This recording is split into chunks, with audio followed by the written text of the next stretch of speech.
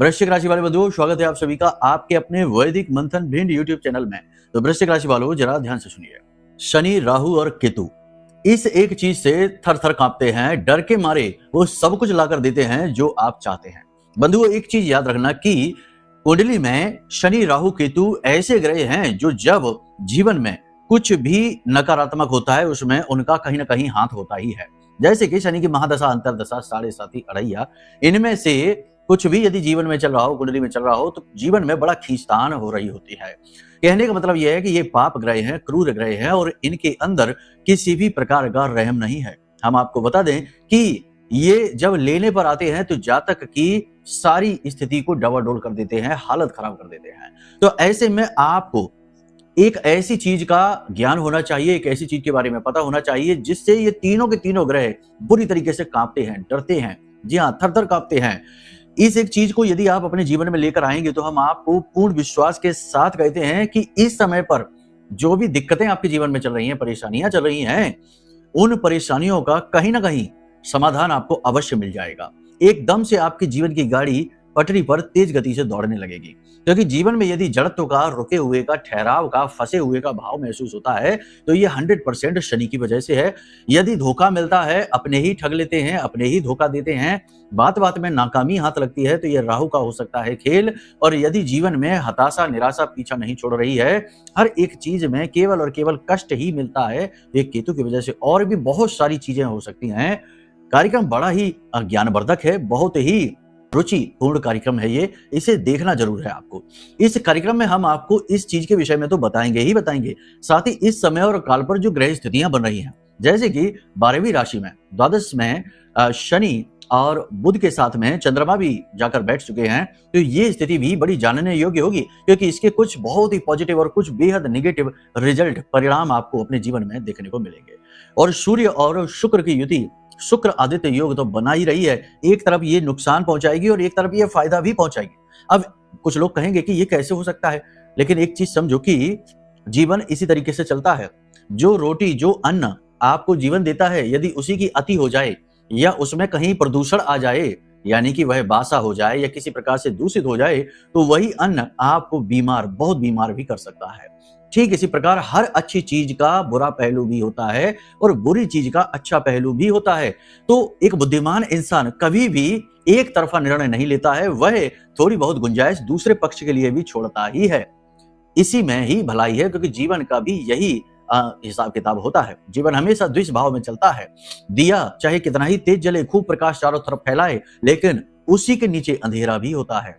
तो इस प्रकार से आपको इन जो योग युतियां हैं, इनका प्रभाव आपके जीवन पर क्या होने वाला है, ये समझना पड़ेगा।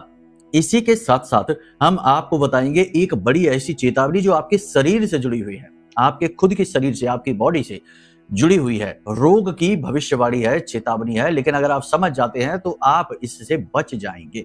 जी हाँ, और साथ ही साथ हम आपको बताएंगे एक महा उपाय जो इस समय और काल पर आपके लिए बड़ा शक्तिशाली, बहुत ही कारगर होगा और आपके जीवन से जो नकारात्मकताएं हैं उन्हें दूर करने में बड़ा कारगर होगा। कहने का मतलब यह है कि ये कार्यक्रम का पल प्रतिपल ज्ञान से भरा हुआ है, इसे अनदेखी मत करना, जरूर पूरा देखना। और जो बातें बताएंगे बड़ी गंभीर बातें, जरूरी बातें होंगी, इन बातों को अपने चित्त में उतारना और फिर जीवन में उतारना।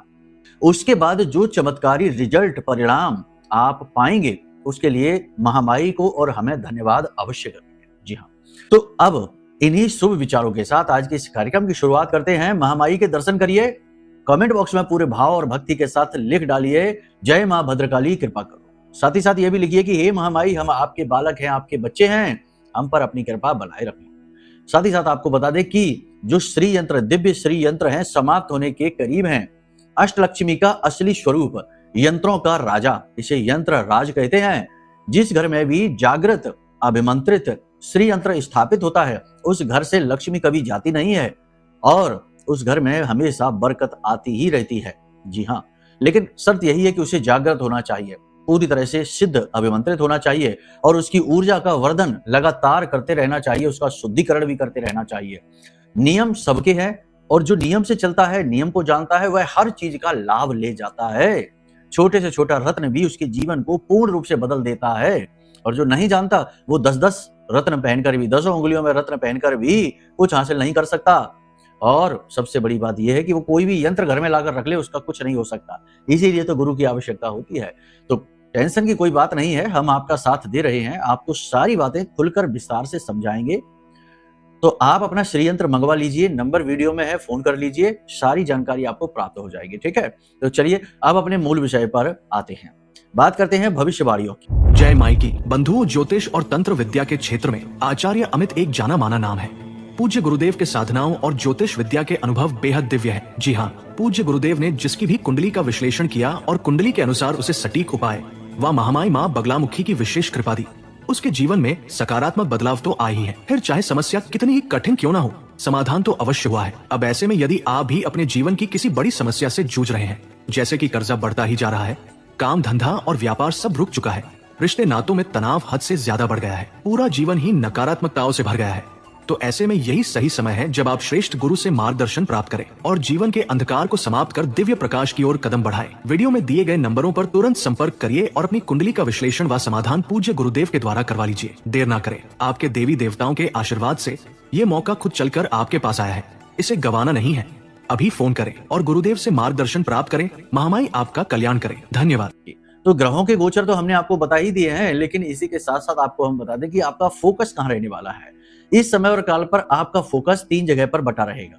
पहला प्राइमरी फोकस आपका रहेगा कि अपने काम, अपनी जिम्मेदारी, अपनी ड्यूटी को पूरी ईमानदारी से करिए, मेहनत से करिए और इतना मजबूती से करिए कि कोई आपको छू भी ना पाए। जी हाँ, क्योंकि इस समय आपके करियर में, खासतौर से जो लोग नौकरी कर रहे हैं, उनके लिए स्थितियां थोड़ी निगेटिव सी बन रही हैं और थोड़ी सी निराशा भी आपको महसूस हो सकती है इसकी वजह से, क्योंकि आपकी मेहनत का फल प्रतिफल उतना आपको मिलता दिख नहीं रहा, लेकिन आपकी आदत है, आप मेहनत करेंगे। तो पहला फोकस आपका वही रहेगा अपने कार्य पर और आने वाले समय में आपको उसके अच्छे रिजल्ट भी मिलेंगे। दूसरा फोकस आपका रहेगा अपने परिवार की खुशियों को, जिम्मेदारियों को पूरी निष्ठा के साथ निभाने पर।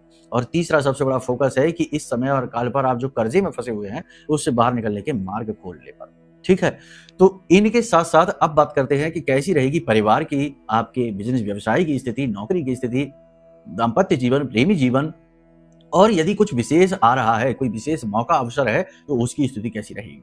परिवार की बात करें तो निकट भविष्य में कोई धार्मिक मांगलिक कार्यक्रम आपके परिवार में होने जा रहा है, जिसकी वजह से खर्चे आपके बढ़ेंगे, पैसे की मांग आपसे हो सकती है, लोग आपसे बेरुखी से व्यवहार करेंगे और ये चीज आपको अच्छी नहीं लगेगी। आप अपनी जितनी भी आपकी क्षमता है, सामर्थ्य, उसके अनुसार परिवार का फुल सपोर्ट करते हुए चल रहे हैं, लेकिन इसके बावजूद भी कहीं ना कहीं आपकी अनदेखी, आपको इग्नोर किया जाएगा। ये चीज आपको अच्छी नहीं लगेगी। परिवार में भाइयों के साथ किसी बात को लेकर तनाव हो सकता है, क्लेश हो सकता है, कहासुनी हो सकती है, मनमुटाव हो सकता है।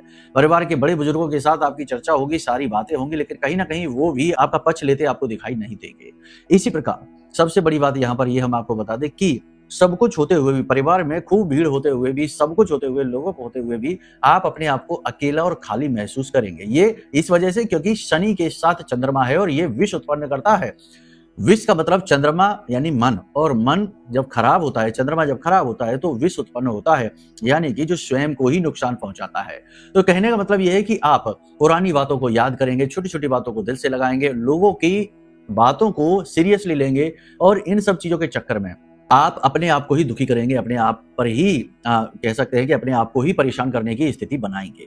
तो यहाँ पर आपको सलाह ये दी जाती है कि देखो, दुनिया का यही दस्तूर है, यहाँ लोग केवल मतलब के लिए जुड़ते हैं और मतलब पूरा होते ही लोगों को भूल जाते हैं। और इस संसार में अब आज का जो समय चल रहा है, भयंकर कलिकाल चल रहा है, इस समय और काल पर रिश्तों को भी लोग नाप तोल कर ही निभाते हैं। जिसके साथ ज्यादा फायदा है उसी के साथ ज्यादा गहराई से रिश्ता है, और जिससे फायदा जितना कम होता चला जाता है, रिश्ता की दूरी भी उतनी ही बढ़ती चली जाती है। तो ये जीवन का, दुनिया का दस्तूर है। और वैसे भी हम आपको बता दें कि इस संसार में तो अकेले ही आना होता है और अकेले ही जाना होता है। केवल ये तो व्यवस्थाएं इसलिए बनाई गई हैं ताकि संसार एक रूप, एक ढांचा ग्रहण कर सके, एक बाजार, एक मार्केट सज सके। बाजार में दुकानें तमाम होती हैं और बाजार पूरा कंप्लीट दिखाई देता है, सजा सवरा सुंदर, लेकिन हर दुकान को अपने आप से मतलब है। दूसरे की दुकान चाहे चले या ना चले या बंद ही हो जाए, उससे कोई फर्क नहीं पड़ता। तो ये छुपी हुई बात होती है, लेकिन फिर भी दुकानें साथ है, बाजार साथ है, रिश्ते साथ है, परिवार साथ है, सब कुछ साथ है, देखने में सुंदर है, लेकिन रियलिटी थोड़ी डार्क होती है। इसे एक्सेप्ट करना चाहिए। ज्यादा इमोशनल होकर आप अपने आप को ही दुखी करेंगे, स्वयं अपने शत्रु बन बैठेंगे। दूसरी यहाँ पर बात यह है कि किसी अनजान नए व्यक्ति से आपकी मुलाकात होने वाली है और इस अनजान नए व्यक्ति पर आप ज्यादा भरोसा ना करें और अपने दिल की बातें ना बताएं। आपके छुपे हुए राज रहस्यों को ये दुरुपयोग करेगा, उजागर कर देगा। ठीक है। इसी के साथ साथ सबसे बड़ी बात यह है कि परिवार में आप अपनी बात कहिए और दूसरों की बात सुनिए, लेकिन छोटी छोटी बातों को दिल में लगाकर किसी भी प्रकार का आप बहस करने की या विरोध करने की कोशिश न करिए, वरना जो माहौल बिगड़ेगा उसका भी लांछन दोष आपके ऊपर लग जाएगा। वैसे सारी स्थिति ऊपर ऊपर से सब नॉर्मल दिखाई देगी, लेकिन अंदर ही अंदर थोड़ा बहुत कलह क्लेश सा दिखाई देगा आपके लिए। ठीक है। अब बात करते हैं बिजनेस व्यवसाय की। तो जो लोग बिजनेस व्यवसाय कर रहे हैं उनका व्यवसाय अच्छा चलेगा, सूर्य की स्थिति अच्छी है, धन का आगमन जरूर होगा, 100% होगा, रुका हुआ पैसा आएगा, सेल्स वगैरह बढ़ेगी, आपकी मेहनत का फल प्रतिफल आपको मिलता दिखाई देगा और आप साइड इनकम के भी कुछ नए स्रोत बना पाने में कामयाब रहेंगे।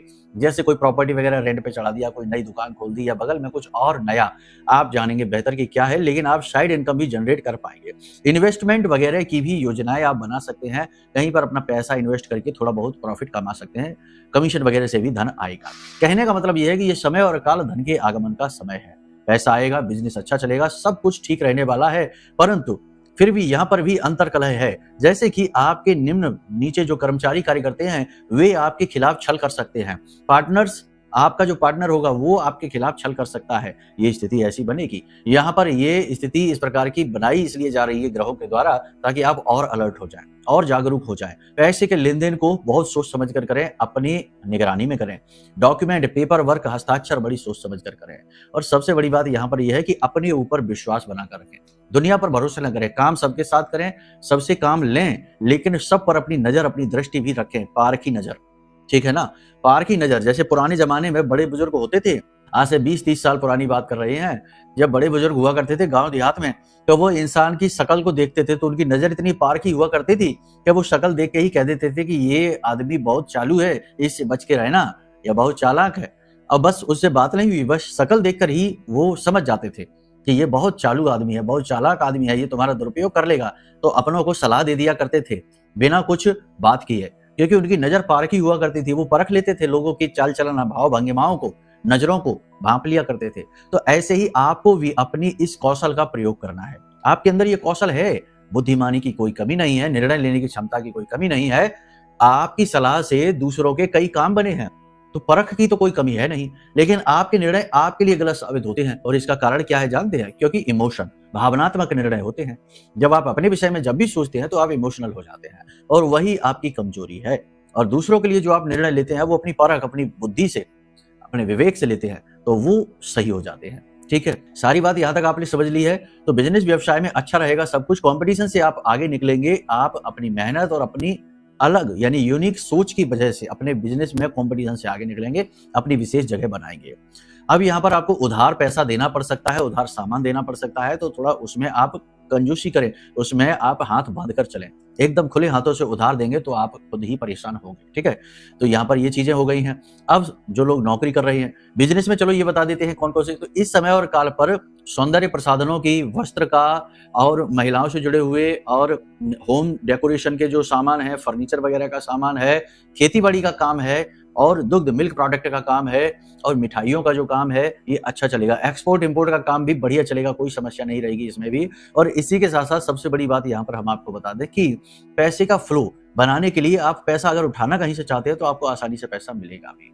जो काम थोड़े से मंदे चलेंगे, मध्यम रहेंगे, वो रहेंगे कि जो ऑयल का व्यवसाय है, धातुओं का व्यवसाय, मेटल का व्यवसाय है, वाहन आदि का व्यवसाय है, इलेक्ट्रॉनिक सामान का व्यवसाय, ये थोड़े से धीमे रहेंगे, मध्यम रहेंगे।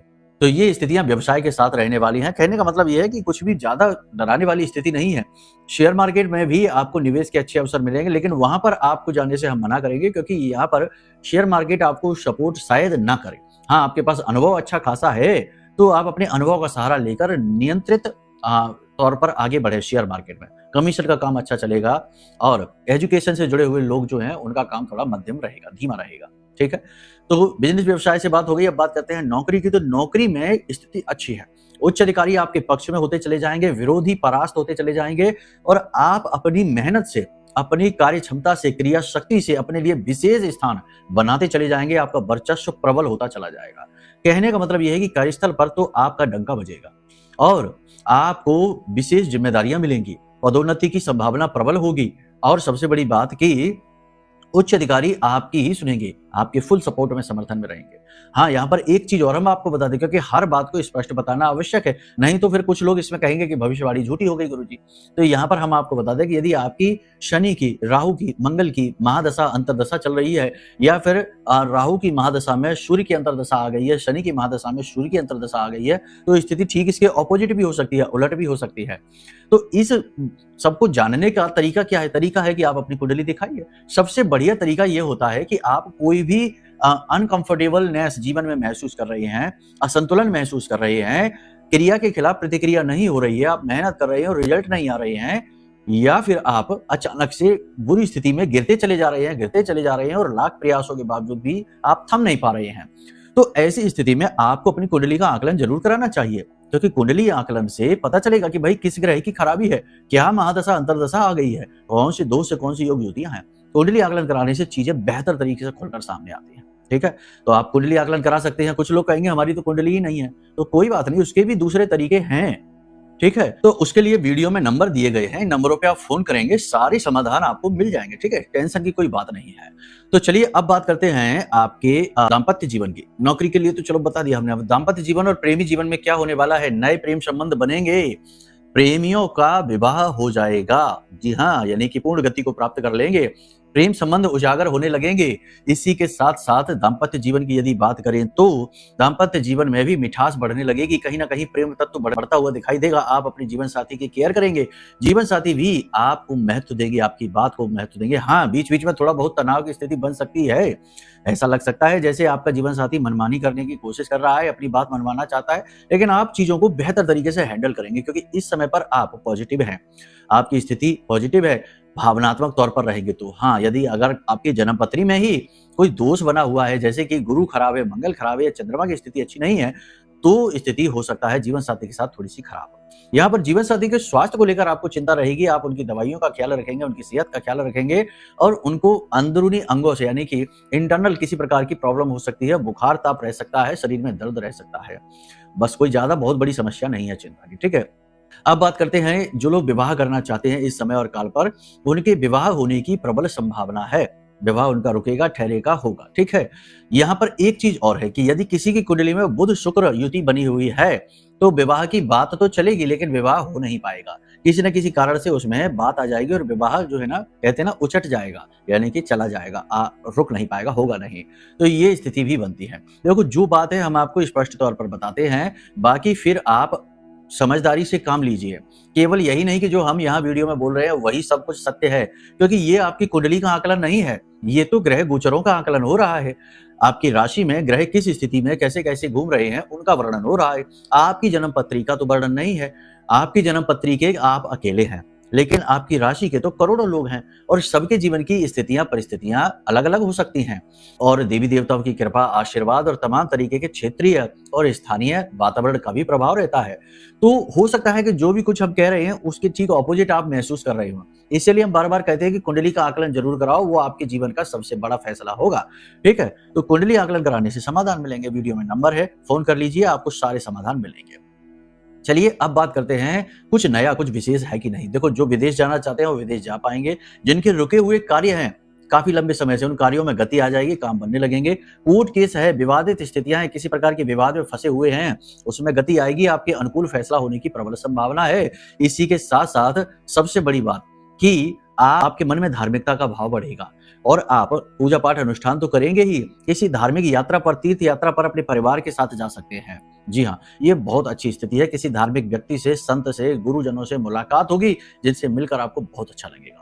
स्वास्थ्य सेहत की बात करें तो इस समय और काल पर आपको 3 तरीके की समस्याएं देखने को मिल सकती हैं। पहली समस्या है कि शरीर में कहीं पेट में खास तौर से दर्द रह सकता है, तकलीफ हो सकती है, इंटरनल किसी प्रकार का कोई इन्फेक्शन हो सकता है। ये बड़ी चेतावनी है, अपने स्वास्थ्य का विशेष ख्याल रखिए, भोजन का विशेष ख्याल रखिए, दूषित बाहर का भोजन न खाइए, घर का सात्विक और अच्छा भोजन ग्रहण करिए। साथ ही योग, प्राणायाम, कसरत वगैरह थोड़ी बहुत जरूर करिए, फिजिकल मूवमेंट बहुत आवश्यक है।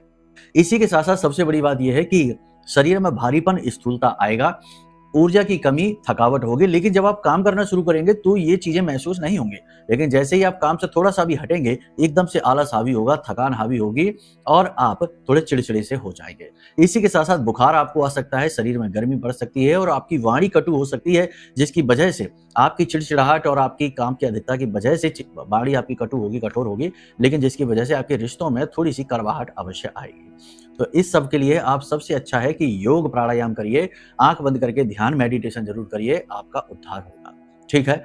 इन सब स्थितियों के साथ साथ आपको अब हम उस एक चीज के विषय में बताने जा रहे हैं जिससे राहु केतु शनि तीनों ही थर-थर कांपते हैं, डर के मारे बुरा हाल हो जाता है। जो भी व्यक्ति इस एक चीज को अपने साथ रखता है, उस व्यक्ति का शनि राहु केतु कुछ बिगाड़ नहीं पाते हैं। जी हाँ, लेकिन यहाँ पर कुछ चीजें हैं जिन्हें बहुत जरूरी है आपको समझना। ठीक है ना केवल हम चीज के विषय में बताएंगे बल्कि आचरण और व्यवहार के विषय में भी बताएंगे, तभी ज्ञान पूर्ण होता है। ठीक है। तो एक महत्वपूर्ण चीज है जिसे आप और समझिए कि इस समय और काल पर लोग निगेटिविटी से भी बहुत परेशान है, तंत्र टोना टोटका नजर से, बनते हुए काम बिगड़ जाने से भी परेशान है। तो इस समय और काल पर आपको अपनी सुरक्षा की बहुत अधिक जरूरत है। आपका सुरक्षा घेरा मजबूत होना चाहिए किसी प्रकार की। तो कैसे सुरक्षा मिलेगी? प्राचीन काल में तो लोग गुरुओं की शरण में रहते थे और पूजा पाठ भी बहुत तरीके से किया जाता था, लेकिन अब लोगों पे समय ही नहीं है। तो इस स्थिति से बचने के लिए आपको हमारे द्वारा सिद्ध किया गया हमारी आराध्य देवी मां बगलामुखी का यह महारक्षा कवच लेना चाहिए। यह आपके लिए सर्वश्रेष्ठ समाधान है। मां बगलामुखी अष्ट महाविद्या हैं और स्तंभन की देवी हैं, शत्रुओं का नाश करती हैं, कोर्ट कचहरी में विजय दिलाती हैं और हर नकारात्मकता, तंत्र मंत्र, टोना टोटका से दूरी बनाती हैं। आपके आसपास एक विशेष रक्षा कवच बनता है जिसे बाल का कवच कहते हैं, और इस कवच को ब्रह्मा विष्णु महेश भी भेद नहीं सकते, इतना शक्तिशाली होता है, क्योंकि ये सबकी मां है, आदि शक्ति है। ठीक है। तो इस महारक्षा कवच को आप मंगवा सकते हो, ये आपके लिए विशेष रहेगा। अब बात करते हैं उस चीज की, जरा ध्यान से सुनो। देखो, देवों के देव महादेव हैं। जब देवता भी मुसीबत में फंसते हैं तो महादेव के पास जाते हैं, और महादेव का रुद्र रूप है भैरव। ठीक है ना। सबका पालन करते हैं, क्षेत्रपाल इन्हें कहा जाता है, ये रक्षक हैं सबके। तो भैरव स्वरूप जो भोले बाबा का है, उससे राहु केतु शनि तीनों ही डरते हैं बुरी तरीके से।